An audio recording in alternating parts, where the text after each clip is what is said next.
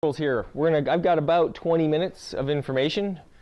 It's actually more like years of information that we're going to condense down to about 20 minutes to make it as simple as possible. We're looking at a pretty complicated, comprehensive topic that we're going to just scratch the surface of to make it valuable to you guys for how you go through this course that you're in, right? What I would like to, one of the ground rules I'd like to put out there is this. Whatever questions you might have, whatever I need to repeat, if English is your second language, right, is more important than whatever I'm about to say. So if you need me to say something or you need questions for clarification, just interrupt me.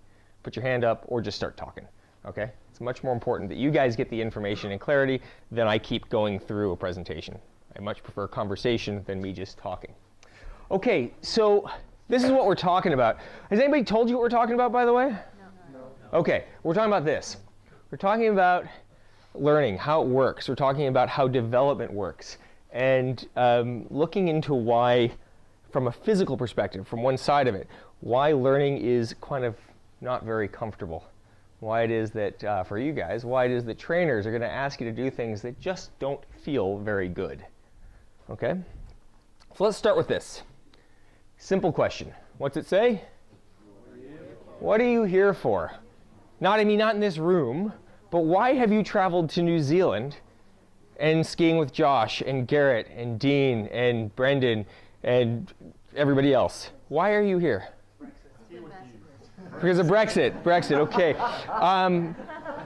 Skiing can solve a lot of problems, but yeah, world economy and especially European matters probably not.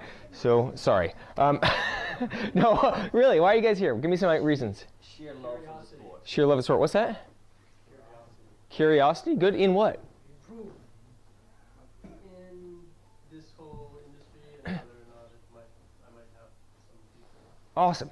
Improve. Who said improve? Good, I like it. Anyone else? To get a qualification. Cool. I'm really happy that nobody said I'm here to change my skiing and riding, but would you like to change your skiing and riding? Yes. Oh, you're screwed. That's not going to happen. I'm really sorry, but you can't do that. You can do all those other things, except for the Brexit thing. I can't help you there. Curiosity. Who said curiosity? What's your name, sir? David. We can absolutely help you discover whether this industry is good for you. We can certainly, Mr. Goo, help you improve. We can help you get your, what was your name, sir? Russell, we can help you get your qualifications. And everyone else, we can help you improve. But what we aren't going to improve is what you already do. Because there's no purpose in that. What we're going to improve on is by not changing what we do. You can't do that, first of all. There's a ground rule. What you do is what you already do. Josh, what do you do with your right arm that we were working on earlier today? It's doing some weird crap, man. It's almost as weird as what I do with my left arm or my right hip. Here's the problem, I can't change that. Those things I will always do. They're always going to be there. Josh will always do that. Garrett will always bank to the right. Yep, it's on his left foot. Yeah. He owns it.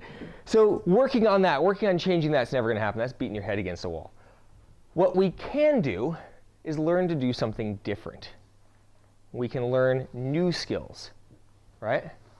If Josh wants to stop flailing his right arm over his head and I want to stop lifting my left elbow and rotating my right hip, and Garrett wants whatever the crap he does on that side, what we need to do is not worry about those things, but worry about the thing we can't do, which means we always have to be working in the area that we can't do, not in the area that we can do. Okay? And the purpose of this talk today is what we're going to do is cover what the physical process is of learning something. The physical process. What does your body go through as you start to develop these new things? Right? And we're going to go strictly on the physical process. If anything, that should give you a bit of an ability to plan a time frame for how long it's going to take you to develop new skills. That is, to set good attainable goals. In a couple weeks, we're going to talk about the mental process of what you go through, like how you think through things and some of the emotional process. But that's in a couple weeks. Okay, first of all, before we get really deep into this, we need to define a couple terms. We need to define these two terms, performance and learning. Very often, they are put together or misconstrued. But for our purposes, we're going to look at these as two very different things. Okay?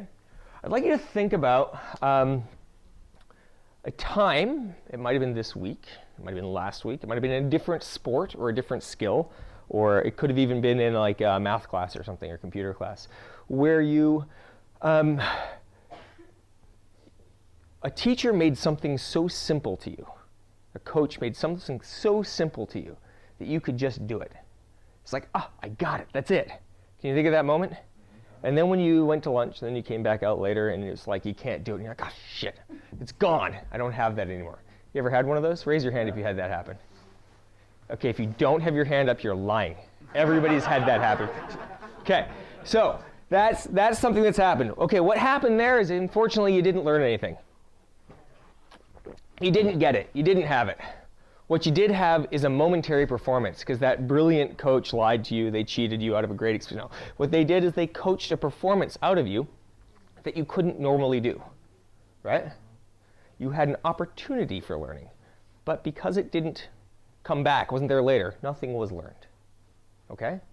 Now, think of that time where you've been bashing your head against the wall about something for days, hours, months, years, and then one day something changes. And it's like, you know what? I think I can figure out how to. Can you guys hear me in the back? Yep. He's just thinking about it. I think I see the path to success here, right? And then you go out and practice it. It's like, I'm starting to get it. Starting to feel better. Then you go in for lunch, and you come back out, and sure enough, it's a little better. You go home, you go to sleep, maybe you don't do this again for a couple days, and then it just progressively gets better, and you can do it. You had those experiences? Okay, if you can't remember one would be like learning to walk. That's kind of how that happened. So you've had that, you might not remember it, right? Okay, so I saw everybody walk in here, so I know that's happened, okay? That was real learning, right? Think of this.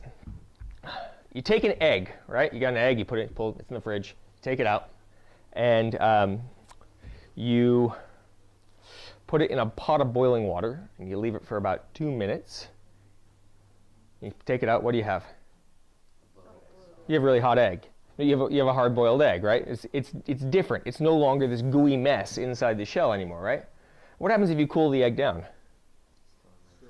It's still the same. It never changes back. Although apparently some Australian guys figured out how to unboil an egg, but we're not going to go there, right? So I'm still going with this one. I ran it by some enzymologists, and they said, it's bullshit. Okay, so that egg has gone through a permanent change. Let's look at something different. You got water coming out of the tap, and you fill an ice cube tray, and you stick it in the freezer. A few hours later, you pull it out. What do you have? Okay, now you leave it on the counter, and you go away. What do you have? Water. Okay, one of those was a permanent change, and the other one wasn't.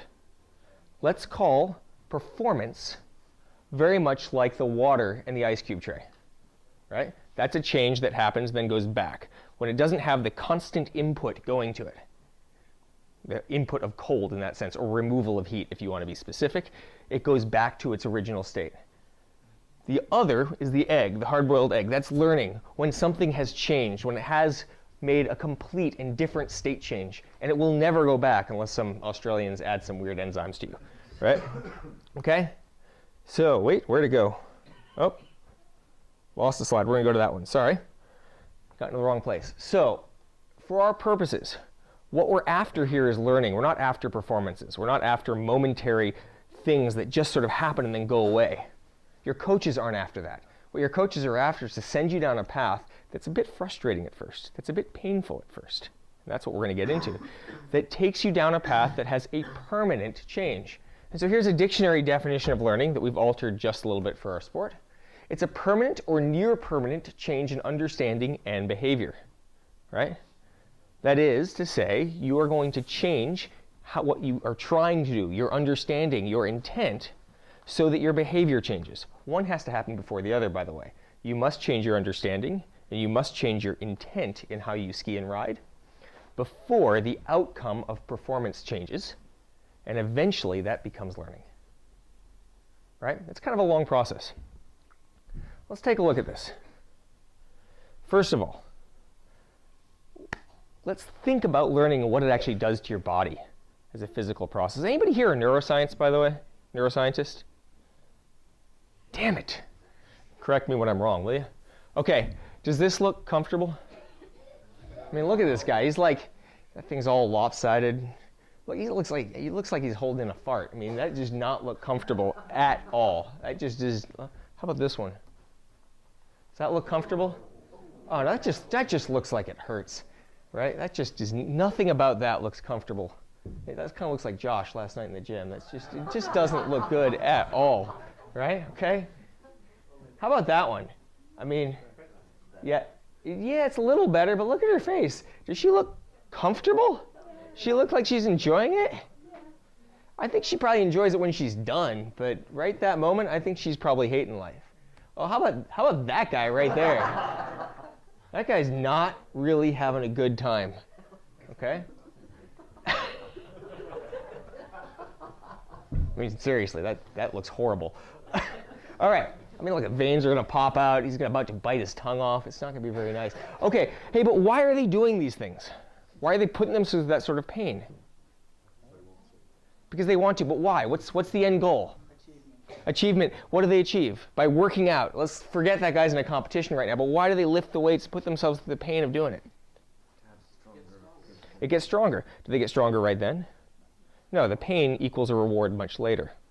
Okay, drills, exercises. When we talk about learning, by the way, we're talking about motor learning, so teaching your body to do something different, not teaching your head just to understand it. Drills, exercises, analyzing your own body movements is the same thing as doing this.